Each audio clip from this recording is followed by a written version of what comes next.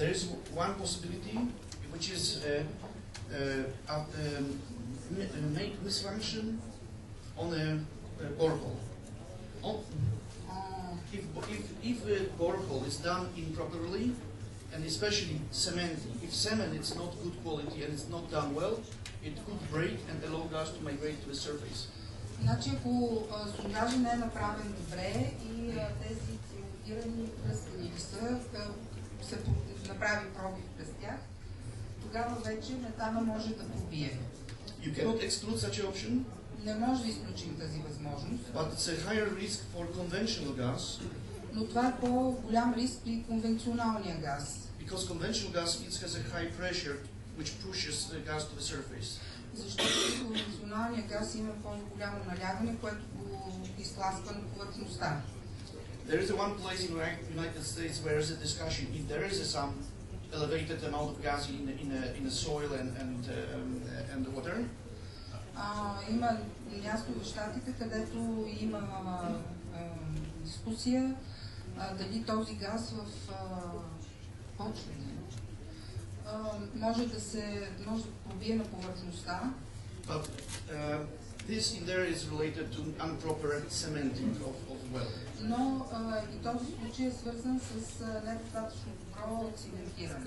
So if it's done properly, ако е направено добре, it shouldn't make any impact on the water. Тогава няма да пробие към водата. The other commonly discussed issue, is there any possibility to make a pollution of aquifers by frac fluid? И сега въпросът е дали може да се замърси водоносния слой с фракчеринга. So people envision that their rocks are crushed and it allows gas and fracturing fluid to migrate to aquifers. Значи, когато скалите се раздробят и газът тръгне, тогава хората казват, че има опасност да се замърси водоносния слой. In our case in Poland, we do not believe it's a problem. В нашия случай в Полша ние не смятаме това за проблем. And because fracturing is done somewhere here on the 3,000-4,000 meters below surface. Защото фракчеринга става тук на около 3000-4000 метра под повърхността. And fractures has only few tens of meters extending in a vertical scale. Just a few meters you make fractures, a few tens of meters. Значи първо всички разбраха, че в момента говорим не за газа. До тук разгледаше газа дали може да замърси водоносните слоеве. Сега говори за тежестта, която се използва. И обяснява, че тежестта, която излезе долу, където се прави фракинга, с този фракинг може нагоре най-много 10 на метър, 10-15 метра да се получат цепнатини. 100 meters, but then you have 2,000-3,000 meters of rock above this, and only here we have aquifers. So we don't believe that there's any way for fluids or gas to migrate to the aquifers. Значи, докато се стигне до водоносните слоеве, има доста голямо разстояние, около 3000 метра, над 60 километра. Is there another way to make a pollution, for example, by surface spills? Значи, другия начин да се замърси е чрез разлив на повърхността. This is possible. Това е възможно. For example, when there are human mistakes during this sort of operation. Това е възможно при грешки на човешкия фактор по време на операции. So we don't think it's something which is unavoidable and that you cannot avoid it. Ние не смятаме, че това е нещо, което не може да се избегне. But it could happen when people make mistakes during fracturing. Но може да се случи, когато хората направят грешки по време на фракинга. So somebody could spill something on the ground that could go down.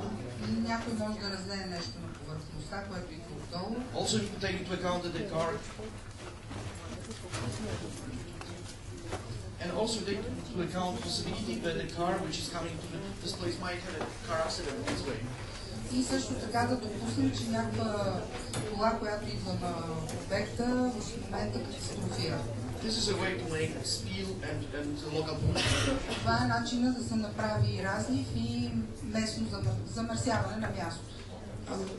There is a lot of discussion about chemicals added to fracking fluid, so it's worth to look a little bit into details. Много се говори за химикалите, които се добавят към фракинг течността. So fracking is basically a lot of water. Фракинг всъщност е много вода, which is used as a hydraulic hammer. Която се използва като хидравлична камера. Хидравличен чук. High pressure supposed to create tiny tracks going around the well in maybe 50-100 meters around.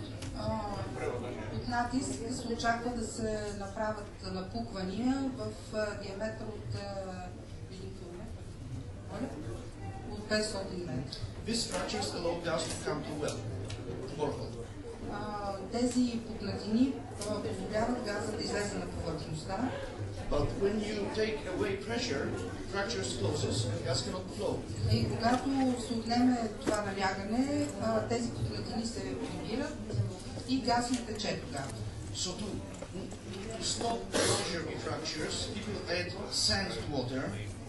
За да спрат това затваряне на пукнатините, хората добавят към водата пясък. Either ceramic sand called stroppant. Или някакви керамични частици.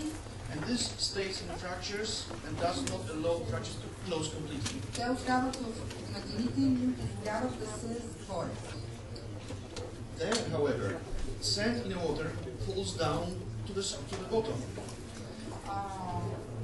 Тогава, поради това, че те са в вода, те се отдаяват.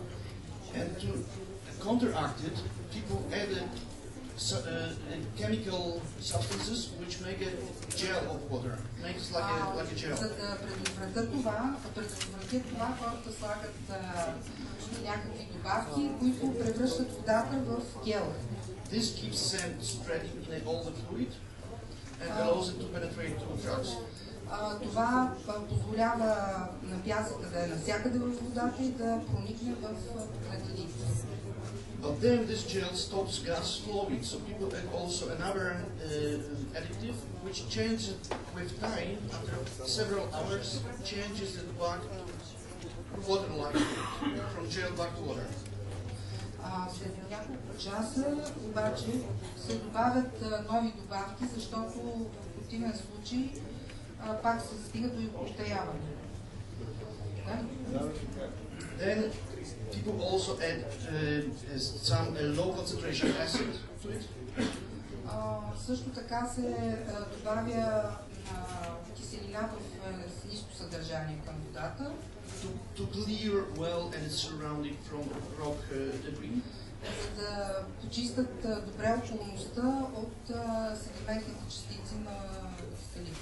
Also biocides like used in agriculture to stop bacteria growing in the ground. Също така биоциди, за да предотвратят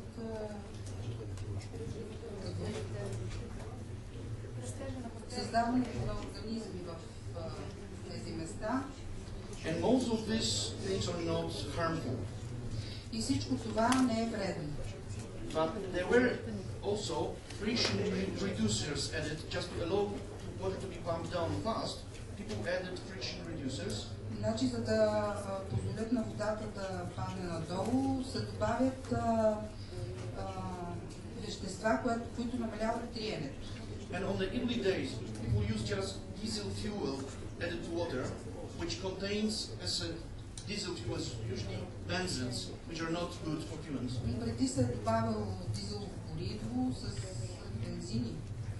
So benzene. So whenever was a discussion about dangerous chemicals, this diesel fuel with benzene was the most important issue. И добавянето на тези. И преди, когато се обсъждало проблема с шистовия газ, тези бензени са били всъщност основен обект на обсъждане. At the moment it's not used anymore. Те вече не се използват. And some companies has these chemicals added to water which are only from food industry. И сега компаниите доставят само от хранителната индустрия. In our case in Poland, all additives in the water must be reported to government. Значи в нашия случай в Полша всички добавки към водата трябва да се докладват пред правителството. And we do monitoring, we check it in the field with our service. И ние също така упражняваме мониторинг върху това какви са добавки. Another issue is fracturing, consuming aquifers and water which people need to drink. Другият проблем е дали при фракинга се използват водни запаси. Дали консумира водни запаси фракинга. And it's a significant amount of water used for fracturing. За фракинга се използва значително количество вода. But when you compare to other use of water, it's not that much. Но когато го сравните с използването на водата за други цели, се оказва, че не е толкова много. In most of the basins in the United States, consumption of water for fracturing is about 1% of less of total consumption of water. В Америка използването на вода е с 1% по-малко от използването на вода за други цели. So it's about at average about 50,000 cubic meters used for one borehole. Значи за един сондаж се използват между 10 000 и 70 000 кубически метра вода. And they could be plenty of boreholes, so it's a lot of water. Понеже са много сондажи, много вода. But we calculated different scenarios for Poland. Ние в Полша прилагаме друг сценарий. And city of Warsaw alone само Варшава, столицата, could use 5 to 10 times more water than all the shale gas boreholes across Poland in the second time period. Значи само столицата Варшава може да използва 4-10 пъти повече вода, отколкото всички сондажни проучвания за шистовия газ в цяла Полша. And aquifers are not the only source of water. You could use, for example, shallow formation brines, like from 500 meters, from 1,000 meters. It's a little bit salty waters which cannot be used for drinking. Значи, освен това се използват вода, която е солена и която е юра и които са много дълбоко в земната. And there are also experiments with fracturing without no water base, for example, on liquefied gas, CO2, nitrogen. Правят се експерименти за фракинг без използване на вода с пропан, въглероден диоксид. And what we do, we look place by place, we check the availability of water, how much water is in there, and permits will include what is available. From our point of view, we don't think this is any problem. И това, което ние правим е, че място за място се запознаваме с това каква вода разполагаме, но общо взето не смятаме, че това е проблем за Полша. A little bit more important issue is what is called in English surface footprint. So, is there any distraction to landscape? И другото, което също ни занимава е дали имаме някакъв отпечатък върху ландшафта. And people recall pictures like this from the Gazlan movie, where хората помнят подобни картини от филма Газлан, where you have the drilling places very close to each other. Където сондажите са много близо един до друг. But this is early stages of experiments with only vertical wells, which have to be very close to each other. Но това са само вертикални сондажи. And it's not done yet like this currently. И те не се правят вече така. One place with drilling is maybe 2-4 hectares and looks like this during fracturing. Ето едно място около 2 хектара, където се прави сондаж за фракинг. But it takes several weeks and then it's recalculated. Значи първо този сондаж отнема няколко седмици, след което плътността се рекултивира. And on production phase it looks like this, the same as conventional gas. И след това мястото изглежда така, все едно там е бил добиван конвенционален газ. So there is some effect on the surface, but it's temporary. Има някакъв ефект, разбира се, върху повърхността на Земята, но той е временен. What is currently done, people do many wells in different directions from one location. Това, което сега се прави, е от едно място да се правят сондажи в различни посоки. And then in a gas field, place the distances between each part would be like here maybe 2 kilometers, here maybe 7 kilometers. И разстоянието между тези сондажи може да бъде 2 км, 7 км, както казвам. So for example, 1000 kilometers of the field, so huge area. И това е общо взето една площ от 1000 квадратни километра. Could be explored with just like 70 parts. Която може да бъде изследвана с 70 такива сондажи в различни посоки. And a little bit more important is effect for local societies. So like drilling and truck transport, and it doesn't make any disturbance to local communities. Значи много по-важен е въпросът за въздействието върху местните общности. Става въпрос за сондажа и за транспортирането. And with drilling, there is obviously for 2, 3, 4 weeks noise, exhaust, lights. It disturbs a little bit surrounding. Значи, когато се прави сондаж около 2-3 седмици, има транспорт с камиони непрекъснато, дига се голям шум, силно осветление. So in some places in states they use acoustic screens to limit noise. За това се използват такива акустични стени, които да намаляват шума. And it's worth to look at the example of City Fort Worth. It's a part of the Dallas agglomeration. Нека да погледнем един пример за индустриализирани райони. Where gas production from shale formation is within a city. Ето тук, например, производството на шистов газ е в рамките на града. So it's possible to compromise people's needs and activity of industry. Смятаме, че е възможно да се намери компромис между дейността на хората и добива на шистов газ. What we think is an issue, it's a truck transport. Това, което смятаме за проблем, е транспорта с тежкотоварни камиони. To bring all the equipment to a site and take it away, it's maybe 200 trucks coming. За да се донесе оборудването и след това да се изнесе, са необходими около 200 тежкотоварни камиона. So we approach it this way, that we will negotiate with companies certain locations which will be away from, will not distract people because it's a lot of trucks. So затова ние преговаряме с компаниите да избират места, които няма да обезпокоят местното население. And just to finish, it's a picture of the first shale gas well drilled in Poland. So this is our reality in the Pomerania region near Baltic Sea. Ще завърша с една снимка от Померания, където това е нашия първи сондаж за шистов газ в Полша. And with this, I'll thank you. If you have any questions, I'm here to answer. И много ви благодаря. Ако имате някакви въпроси, аз съм готов да ви отговоря.